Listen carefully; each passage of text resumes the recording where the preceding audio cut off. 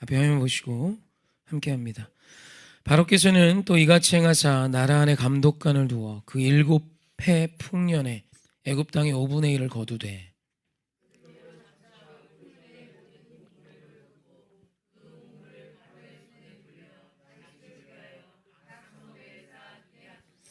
이와 같이 그 곡물을 이 땅에 저장하여 애굽 땅에 임할 7해 흉년에 대비하시면 땅이 이 흉년으로 말미암아 망하지 아니하리이다. 바로가 그의 신하들에게 이르되 이와 같이 하나님의 영에 감동된 사람을 우리가 어찌 찾을 수 있으리요 하고 하나님이 이 모든 것을 내게 보이셨으니 너와 같이 명철하고 지혜 있는 자가 없도다. 아멘. 아멘. 이제 요셉이 총리가 되는 장면입니다. 바로왕의 꿈과 내용은 성경을 좀 읽으셔서 개인적으로 좀 아시면 좋을 것 같아요. 따로 설교를 할까 하다가 그냥 읽으시고 넘어가면 될 것 같습니다. 그래서 꿈의 내용을 해몽한 요셉이 꿈만 해몽한 것이 아니라 그 꿈의 해몽은 그 시대의 지혜와 지식이자 또 내일을 예측하는 선견이죠. 그러니까 쉽지 않았던 능력입니다. 이것을 가지려고 실제로 이 시대에는 그와 관련된 학문들이 많이 있었다 했습니다. 내일을 예측하는 능력. 그래서 그 바로 왕의 꿈을 온전히 요셉이 해석했고, 무엇보다 오늘 좀 우리가 주목하고 싶은 것은 요셉은 꿈을 해몽하는 데만 그치지 않았어요. 사실 꿈 해몽은 은사적인 부분일 수 있죠. 그런데 이후에 해결책을 제시하는 요셉에 대한 기록이 있습니다. 7해 풍년 동안 5분의 1을 거두라. 이 수치 또한 사실 막연한 수치가 아니라 정확히 이 5분의 1이라면 사실 소득이 20% 아닙니까? 적지 않은 금액인데 이것을 거두어 창고를 만들어 각 성읍에 창고를 만들어 모아둘 것을 청하죠. 계산이 된 거죠. 이 정도면 7년의 흉년을 온 국민과 그 주변의 수많은 나라 백성들을 먹이고 살릴 수 있는 최소한은 넘는다란 셈이 끝난 거죠. 그리고 그 해결책을 구체적으로 그 자리에서 바로 왕에게 제시합니다. 그러니까 7년 환란이라는 7년 그 흉년이라는 어마어마한 무서움의 문제를 7년 풍년을 통해 그 자리에서 해결할 수 있었던 아주 중요한 지혜와 추진력이 있었던 자가 요셉이죠. 간단히 말해서 요셉은 실력이 있었다는 뜻입니다. 믿음은 실력과 상관없는 것처럼 생각하는 한국 교회의 모습이 있습니다. 제가 목회를 하면서 참 답답하고 화가 나는 건 많은 믿음의 사람들이, 특별히 목회자다 하는 분들이 입에는 굉장히 큰 의로움이 담겨 있어요. 한국교회 복음화와 또 이 땅의 문제들을 지적하는 어떤 시선들이 있다는 거죠. 그런데 또 한편으로 양손에 같이 있어야 되는 것이 어떤 문제를 비판했다면 비판해야죠. 그릇된 것이 있으면 비판할 수 있어야 발전이 있겠죠. 비난은 문제지만 분명히 비판은 해야 합니다.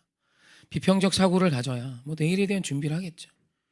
그래서 오늘에 대한 어떤 문제에 대한 비판은 있으나 그 비판에 대한 해결책을 갖고 있지 않은 목회자들을 너무 많이 봐요. 그리고 해결책을 말하고 있으나 무엇보다 이 해결책을 실천하며 준비하는 목회자는 거의 보기 힘듭니다. 이건 성도들 안에서도 마찬가지. 가장들을 보면서도 믿음 있는 자들을 보면서도 어떤 문제에 대해서 알고 있어요. 내 삶의 문제, 내 가정의 문제, 자녀의 문제, 나의 문제. 좋아요. 그 비판까지는 되는 것 같은데 그 비판 이후에 이 문제를 해결할 수 있는 해결책을 고민하고 그 해결책을 해결해 갈 수 있는 지혜를 준비하고 하루하루 살아가는 성실함, 실력이죠. 실력. 여러분, 이게 한국교회 너무 없어요. 예전에 저희가 어렸을 때만 해도 이 시대의 문화를 교회가 선도했고 앞서갔습니다. 그래서 문학의 밤, 찬양 집회, 특별히 한국교회가 찬양 사역이 좀 늦은 감이 있죠. 미국이나 호주나 또 유럽권에 비해서 당연히 역사가 적으니까. 근데 지금 한국교회의 어떤 음악적인 어떤 실력은 굉장히 높습니다. 하지만 일부에 제한된 거지. 대부분의 교회는 정말 들어주기도 어렵습니다. 저 어렸을 때야 그냥 뭐 강대상 치면서 불러 해도 됐어요. 지금 그거 누가 옵니까? 지금 이 시대 청년들이 듣고 있는 음악이 얼마나 수준이 높은데. 여러분, 교회 음악이 이전에는 왜 선도했나? 물론 문화적인 낙후함도 있지만 열정이 있었고, 또 그 시대에 또 탁월한 미국이나 외국에서 들어오는 문화들이 있었죠. 교회 문화가.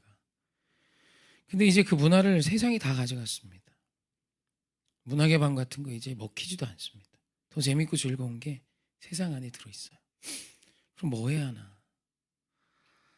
사실 여기에 대한 고민의 답을 갖고 있는 목사님들을 찾기도 어렵고, 실천하는 목사님은 거의 없습니다. 어렵죠. 물론 말씀이면 충분함을 믿습니다. 하지만 말씀의 자리에 오지 않는 자들, 그들이 너무 많잖아요. 그들을 위해 뭘 준비할 건가?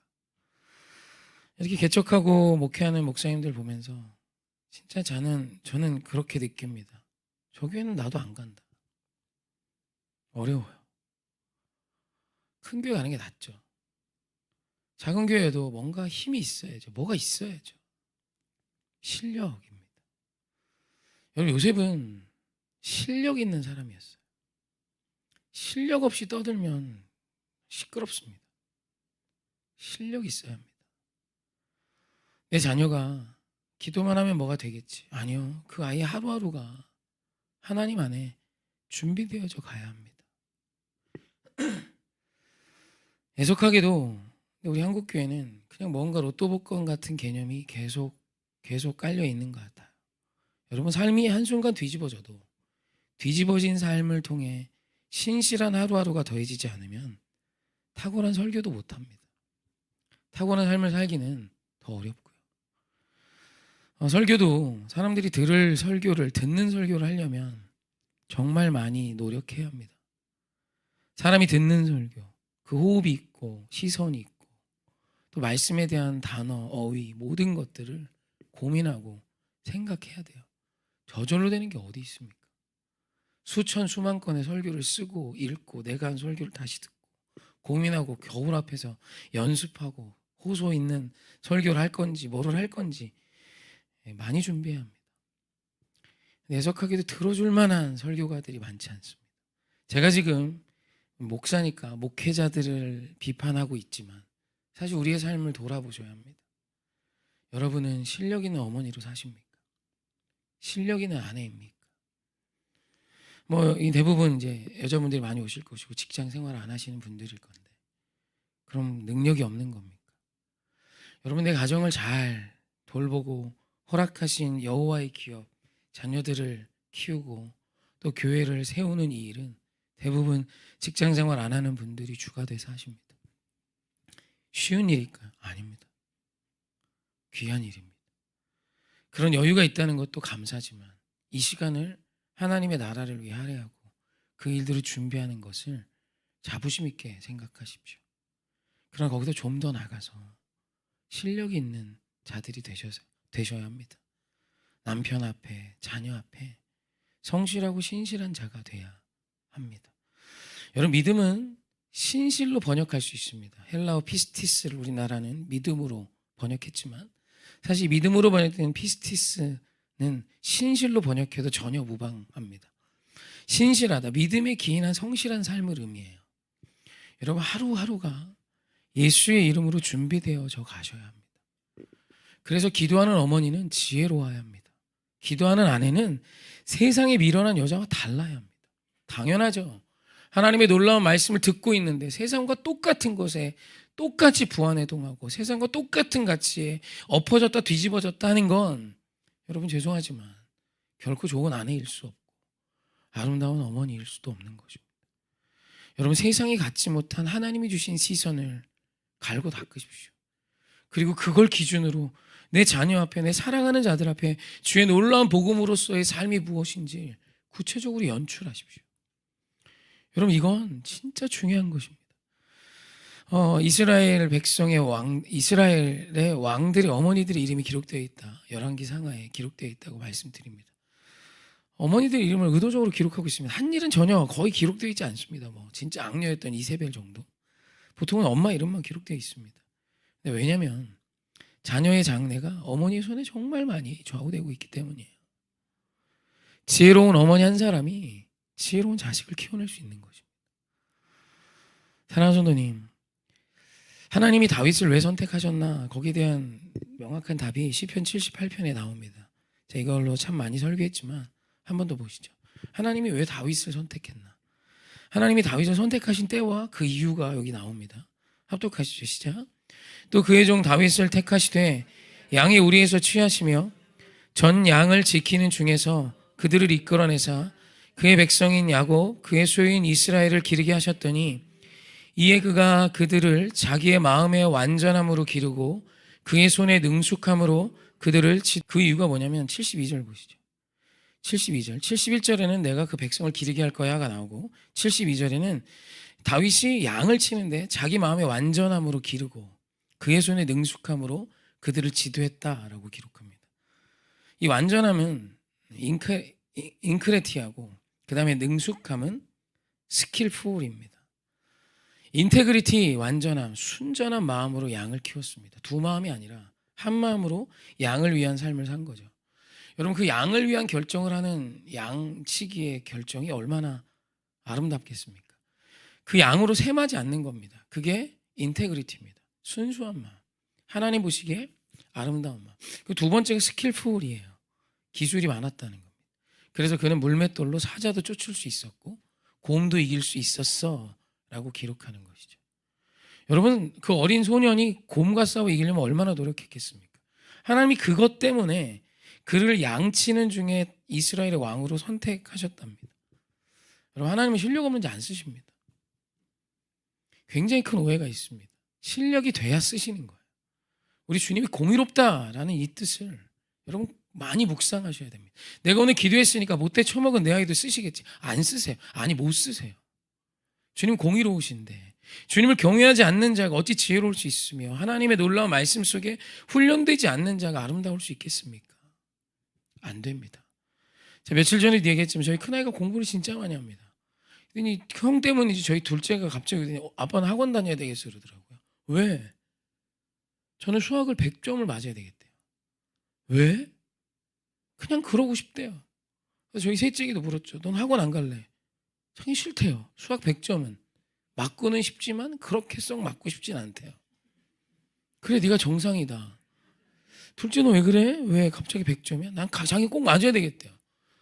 그래가지고 이제 애를 이렇게 학원에 뭐 이렇게 어떻게 보내달라는데 데려갔죠. 별로 좋지 않았습니다. 계속 반복적으로 얘기하는 거예요. 수학학원, 축구학원 다니고. 그래 올라와 선생님하고 상담하라는데. 예, 그렇게 얘기했다는 거예요. 이제 선생님이 자율학습 위주로 할 건데 4시에 와서 7시, 3시에 와서 7시까지 공부해야 돼. 그랬더니 얘가 곰곰이 생각하더니 7시는 좀 안 된대요. 왜? 그래 6시까지만 하겠습니다. 그러더래요. 저도 그게 너무 깜짝 놀랐어요. 왜? 영어 숙제도 해야 되고 그때 1시간 TV는 보고 싶고 6시에 가서 1시간 TV 보고 밥 먹고 영어 숙제하고 자면 딱 잘 시간이래요. 그래서 자기는 6시까지만 공부하겠대요. 선생님이 그래 그럼 그렇게 해라. 그래서 이렇게 했다는 거예요. 형 때문인지 저 때문인지 저희 아이들이 저를 보면 맨날 그렇게 얘기합니다. 아빠는 열심히 살지. 열심히 살지. 우리 아빠는 열심히 살지. 제가 어제도 11시에 와서 요 설교 준비하고 왔어요. 깜빡한 겁니다. 일이 많아갖고. 뭐가 하나 빠졌는데. 그러니까 아내하고 동네 저 능곡동까지 이렇게 빠른 걸음으로 걸어와서 11시가 됐는데 이때 생각이 난 거예요. 설교를 준비를 안 했어요. 저 즉흥으로 할 수 있습니다. 근데 11시에 다시 왔습니다. 와서 12시까지 설교 준비하고 그러고 다시 들어갔어요. 저 아이들이 안 보는 것 같지만 보고 있더라고요. 여러분, 실력은 성실한 삶이 기반해야 하고 실력이 없다는 건 놀았다는 뜻입니다. 요즘 젊은 청년들이 실력 없는 아이들이 너무 많습니다. 자격증이 실력입니까? 바리스타 자격증 있는 자가 탄 커피 한번 먹어보십시오. 맛있을 것 같습니까? 아니요. 그 자격증 아무것도 아닌 그런 자격증으로 증명돼. 요즘은 자격증이 흔한 시대입니다. 토익 900점 900 이상 맞는 애들이 발에 채이도록 많습니다. 요즘 그런 걸로 되지 않습니다. 사랑하는 성도님, 믿음은 성실한 오늘을 사는 것입니다. 성실한 삶을 사는 자가 어찌 자신의 삶에 입만 있겠습니까? 말뿐이겠습니까? 그의 삶엔 반드시 실력이 있습니다. 그래서 저희 교육자 회의할 때 진짜 많이 혼납니다. 얘네들은 진짜 많이 혼납니다. 박살을 내놓습니다. 그럴 거 하지 말라 그럽니다. 지가 준비한 설교를 전하는데 무슨 말인지도 못 알아듣게 전하면 그게 뭐냐? 너에게 주신 최초의 사명의 말씀을 전하는 것조차 제대로 못하면 이 일을 왜 하냐? 넌 하나님을 사랑하냐? 성도를 사랑하냐? 이 질문을 많이 합니다. 지가 하는 말을 알아도 듣지 못하면 뭐하러 목회를 합니까? 뭐 하자는 소리입니까? 기가 막힌 일입니다. 저는 한국교회 수많은 목회자들은 답답합니다. 너무 화가 납니다. 안 된대요. 안 될 만합니다. 너는 안 되지. 내가 아무리 봐도 넌 어렵다. 십자가만 걸면 오는 시대가 있었대요. 있었죠. 설교를 못해도 그냥 오고 십자가만 걸면 모이던 때가 있었죠. 지금은 아니잖아요. 십자가를 걸고 잘해도 올까 말까인데 준비해야죠. 왜 찬양을 못합니까? 자기는 은사가 없대요. 은사.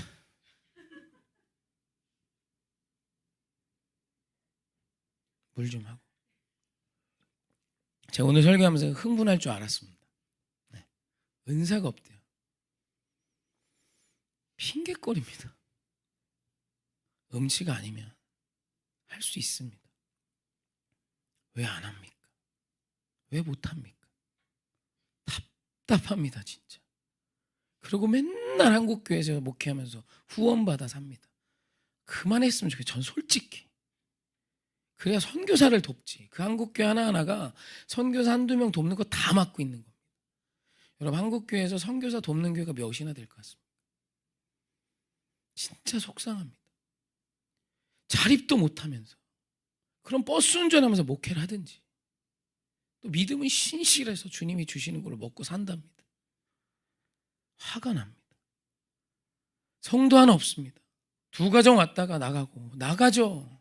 자식이 태어나도 이 아이들에게 뭘 가르쳐야 될지 고민하지 않는 교회에 내 새끼를 데리고 어떻게 옵니까? 답답한 겁니다. 한국교회는 앞으로도 어려워질 거고 저는 정리되어야 될 교회들이 많다고 여깁니다. 교회면 다 잘 돼야 합니까? 아니요. 부도 나야 합니다. 그래야 갱신이 되고 온전하고 깨끗한 교회들이 일어섭니다. 불쌍해서 교회 찾아가면 성도들 중에 들어옵니다. 어떤 교회를 도우러 간대. 당신의 도움이 필요한 교회를 왜 찾아갑니까? 은혜 받을 수 있는 교회를 가십시오. 교회를 돕는다고 착각하지 마십시오. 그렇게 실력 없는 교회 가시지 마십시오. 실력이 없다는 건 믿음 없다는 얘기입니다. 하나님을 온전히 믿는데 어떻게 실력이 없습니까? 말도 안 되고 가짜는 이야기지. 내가 믿는 그 하나님이 나의 모든 것을 하시는데 그 하나님 보시기에 오늘 내가 성실히 살았는데 어떻게 실력이 없습니까? 말 같지도 않은 소리입니다. 그냥 만날 하는 척 순간적으로 보여주는 퍼포먼스는 있을지 모르지만 보이지 않는 그곳에서 네가 어떻게 살았느냐가 보여지는 곳이 현장이고 현장에서 아무것도 못하면 그는 논 사람이에요. 한두 번은 실패할 수 있죠. 그러나 반드시 나아집니다.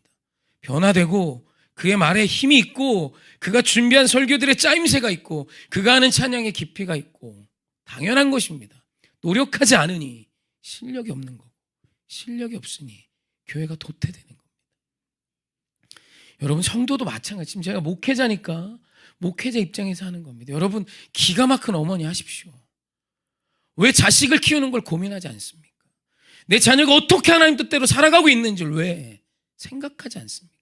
그냥 그저 잘해주면 내 새끼가 잘 됩니까? 성경 어디에 그렇게 써 있습니까? 하나님 뜻대로 키워내십시오. 불쌍한 거 압니다. 저도 내 큰 아이 처음 매질하고 하나님 때리라지 않습니까? 사랑하는 자는 채찍을 아끼지 않는다 말하지 않습니까? 그게 얼마나 아픈 일인지 저도 잘 압니다. 제 허벅지가 멍이 들도록 팼습니다. 부모가 돼가지고 내 새끼를 세워주지도 못한다면 말을 하면 듣게는 키워야 될 거 아닙니까? 요즘 애들은 서질 않습니다. 계속 사고입니다. 안 쓰니까 사고 나죠. 반드시 서져요. 언제 인생에 사고가 나면 서집니다. 그때 기도하러 옵니다. 너무 속상한 일 아닙니까? 저는 가슴이 터집니다. 애가 사고가 나야 와서 예배 드릴 거 아닙니까? 애가 사고가 나야 그제 와서 하나님 찾을 거 아닙니까? 왜? 멈춰주지 않았으니까. 아이가 예배 드리는 걸 훈련시키지 못했으니까. 진짜 그게 사랑입니까? 내 사랑 아닙니까? 내 새끼가 속상한 게 싫어서 그냥 잘해준 거 아닙니까?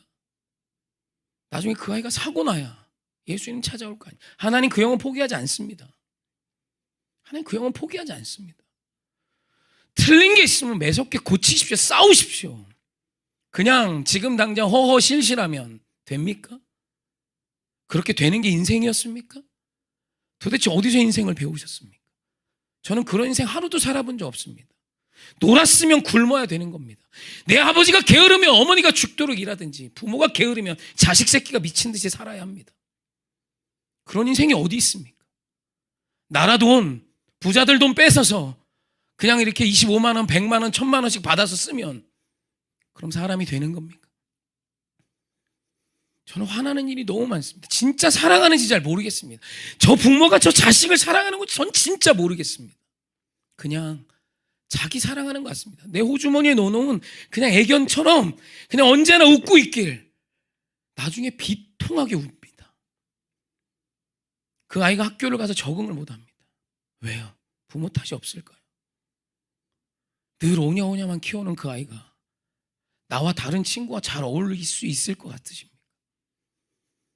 잘하는 성도님 틀린 것만 잘 가르쳐도 이건 절대 안 돼. 하지마. 하지마! 이해 설명? 여러분 7살짜리가 무슨 이해와 설명을 알아듣습니까? 왜 6살짜리에게 너 뭐 하고 싶어가 그렇게 중요합니까? 뭐 하고 싶은 걸 지가 어떻게 하면 6살 뭐가 좋은지 5살짜리가 어떻게 합니까? 끽해봐야 솜사탕 사달라는 거, 터닝메카드 사달라는 거, 뭐 이런 거 아닙니까? 부모가 할 거 아닙니까? 뭐가 좋은지 그럼 가르쳐 행하게 해야죠. 못 해놨습니다. 교회 오면 난장판입니다. 예배 1시간도 못 드립니다. 기가 막힙니다. 어이가 없습니다. 애가 30분도 못 앉아 있습니다. 왜요? 그렇게 키워놨습니다. 오전 기도회니까 제 진심이 전해질 거라 생각합니다. 저는 아이들을 진짜 사랑합니다. 답 안 나오는 아이들 저희 교회도 많습니다. 그 아이들이 나중에 다 울어야 됩니다. 그렇게 교회합니까? 안 보입니까? 얘가 피눈물을 흘려야 될걸? 말씀이 없는 이 아이가 똑바로 살 수 있을 거라 믿으십니까? 도대체 어떤 하나님을 믿습니까? 우리가 믿는 하나님 그런 하나님이십니까? 여러분 감정적으로 되는 게 아닙니다. 내가 기도하고 싶으니까 막연히 잘 되겠지. 가서 이야기하십시오. 싸우십시오. 와서 예배 드리라고. 말씀 들으라고. 하나님의 놀라운 영광을 바라보라고. 그리고 그분 앞에 굴복하라고. 무릎 꿇으라고. 절대로 잘 될 수 없습니다. 죄송합니다. 제가 믿는 하나님은 그렇게 어중뛴 하나님이 아니십니다. 그분은 반드시 역사하시고 일하시고 보이시며 하나님의 놀라운 진리대로 일하시는 분이세요. 여러분 어떻게 하실 겁니까? 우리 결정해야 합니다. 기도하시고 용기 내셔서 씨름하십시오. 그래서 진짜 아직 아이가 어리시다면 예쁘게만 키우지 마십시오. 서야 합니다. 해야 할 일 앞에 고민해야 합니다. 여러분 진짜 귀한 하나님의 기업이지 않습니까? 성경에 선포하잖아요. 주님이 너에게 맡겨준 내 기업이다. 내 거다. 왜 개판 5분 전으로 키워놨습니까?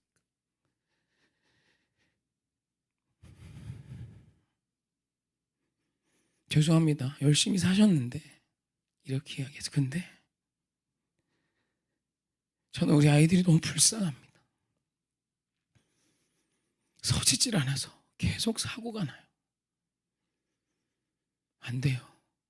서질 수 있어야 합니다. 두려워하는 게 없으면 들리지 않습니다. 왜 여호와를 경외하라 합니까? 여호와를 경외하는 것이 왜 지혜와 지식의 근본입니까?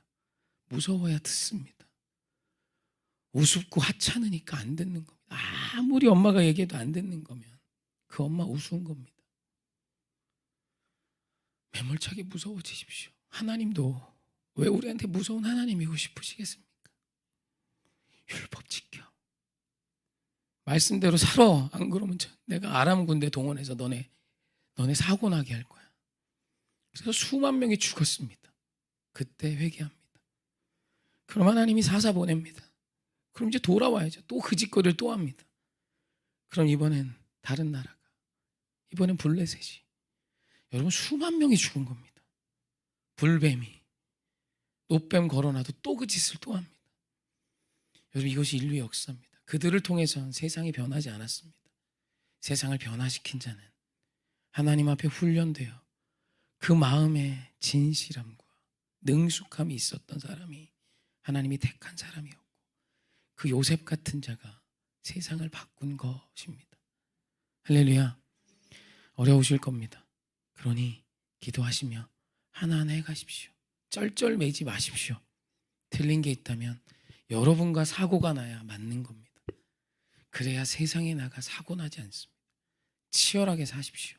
그래서 내게 맡겨준 그 기업 잘 키워내십시오. 듣기 싫게 잔소리하지 마시고 진중하고 분명하게 무릎을 꿇고라고 얘기하십시오. 나는 네가 이걸 고쳐야 된다고 생각해. 그리고 싸워 이기십시오.